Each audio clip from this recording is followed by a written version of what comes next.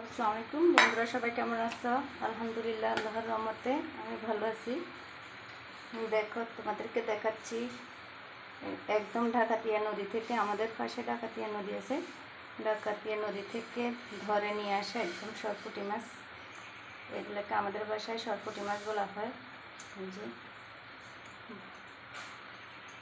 পুঁটি মাছ বড় সাইজেরগুলো একদম ধরে নিয়ে আসছে। আমি আজকে এগুলো লাল লাল ঝাল ঝাল করে ভেজে নেব। দেখো,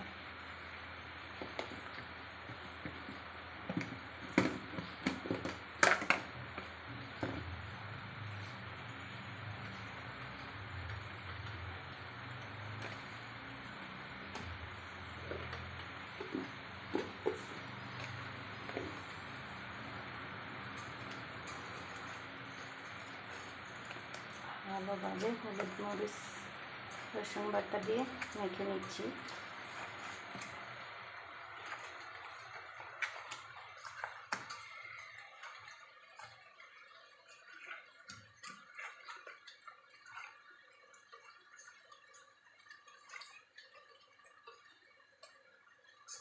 ভালোভাবে মাখতেছি যাতে সবগুলোর গায়ে হলুদ মরিচ ভালোভাবে ঢুকে যায়।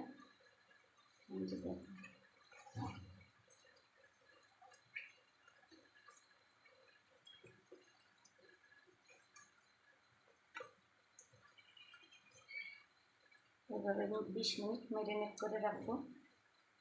দেখো, এক একটা সাইজ। এগুলা পুঁটি মাছ, আমাদের বাসায় সরপুঁটি বলা হয়।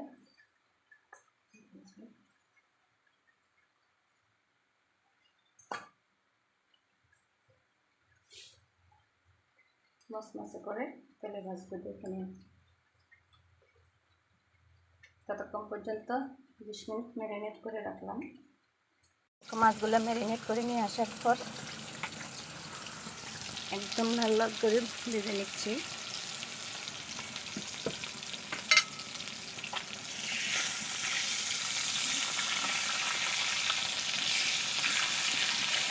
মচমচে করে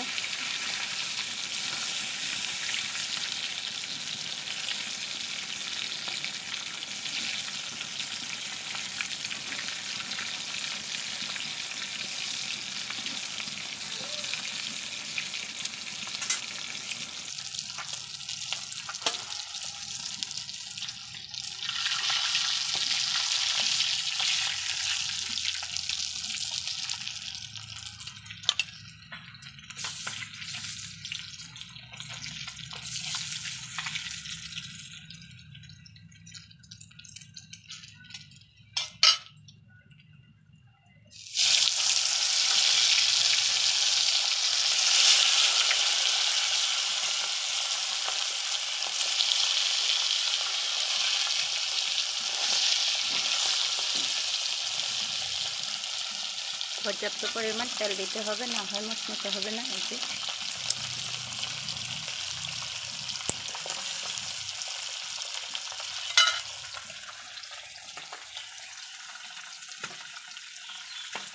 একদম মচমচে হয়ে গেছে।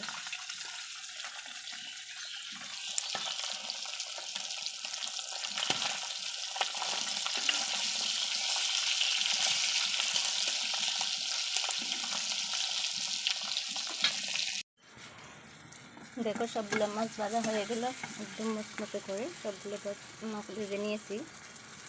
এবার এর উপরে যখন মাছগুলো ভাজা হয়ে যাবে, পেঁয়াজ বেরেস্তা করে উপর দিয়ে ছেড়ে দিতে হবে, কারণ হচ্ছে ফ্লেভার ভালো আসবে। একদম লাল লাল করে ভেজে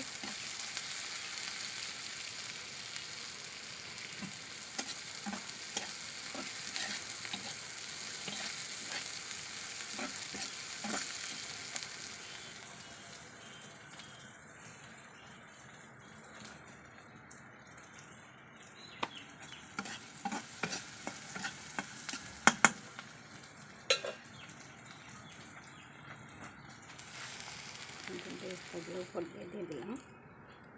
মাছ ভাজি শেষ, একদম লাল লাল ঝাল ঝাল করে ডাকাতিয়া নদীর দেশীয় পুঁটি মাছ ভাজি করলাম। কার কাছে কেমন লেগেছে কমেন্ট বক্সে জানাবেন।